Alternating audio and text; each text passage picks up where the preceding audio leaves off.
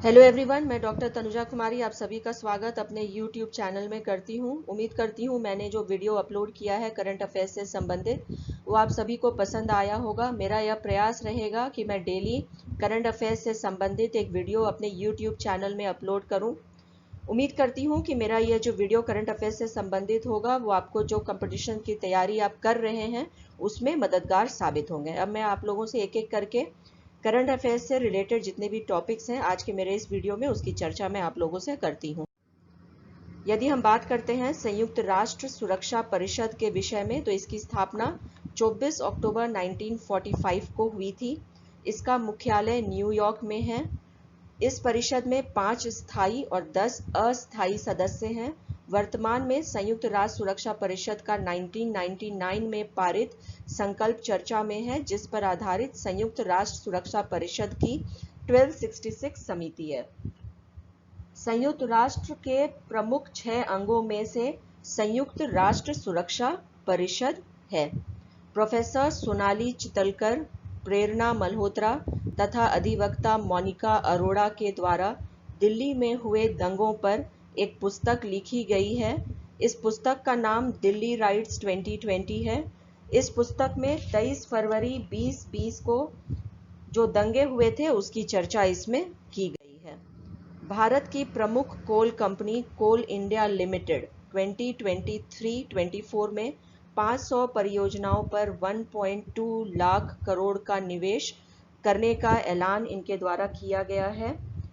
विश्व का सबसे बड़ा उत्पादक कंपनी कोल इंडिया लिमिटेड है तथा इसकी स्थापना 1975 में हुई थी। भारत सरकार के द्वारा घरेलू विमान उड़ानों के संदर्भ में भारतीय विमानन कंपनियों को 60% हिस्सेदारी की मंजूरी दी गई है।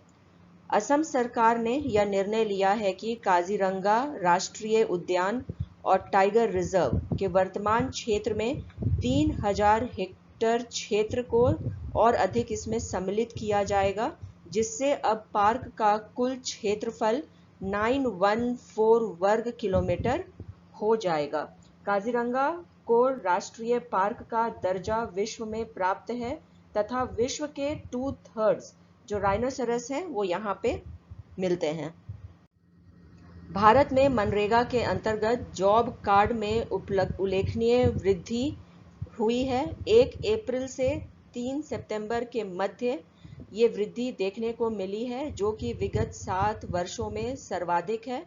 यदि हम मनरेगा के विषय में बात करते हैं तो मनरेगा का जो है स्थापना वह मनरेगा एक्ट 2005 में इसकी स्थापना हुई थी तथा इस समय जिस समय मनरेगा को पारित किया गया था उस समय भारत के प्रधानमंत्री मनमोहन सिंह रहे थे। आंध्र प्रदेश की सरकार के द्वारा किसानों को उनकी फसलों के लिए मुफ्त बिजली उपलब्ध कराने का संशोधित नीति को पारित किया गया है। आंध्र प्रदेश सरकार का ये एक बहुत बड़ा कदम है आर्थिक मदद किसानों को पहुंचाने के लिए। आईटी दिल्ली के द्वारा अपने कैंपस में 6th स्कूल की स्थापना की गई है, जो भारत का पहला स्वतंत्र स्कूल ऑफ आर्टिफिशियल इंटेलिजेंस है। स्थानीय उत्पादकों और खुदरा विक्रेताओं के मध्य एक डिजिटल प्लेटफॉर्म की सुविधा ई-कॉमर्स कंपनी फ्लिपकार्ट के द्वारा उपलब्ध कराई गई है। यदि हम फ्लिपकार्ट के विषय में बात करते हैं तो फ्लिपकार्ट की स्थापना 2007 में सचिन बंसल और बिनी बंसल के द्वारा किया गया था। शुरू में फ्लिपकार्ट जो है वो सिर्फ पुस्तकों की ही बिक्री का कार्य करता था, परंतु बाद में बहुत सारे जितने भी प्रोडक्ट्स हो सकते हैं उसकी बिक्री फ्लिपकार्ट के थ्रू की जाती है। कोरोना वैक्सीन के उत्पादन को गति देने के लिए इसकी उत्पादन क्षमता को बढ़ाने के लिए ऑक्सफोर्ड बायोमेडिका तथा दवा कंपनी एस्ट्राजेनेका के मध्य समझौते का विस्तार किया गया है।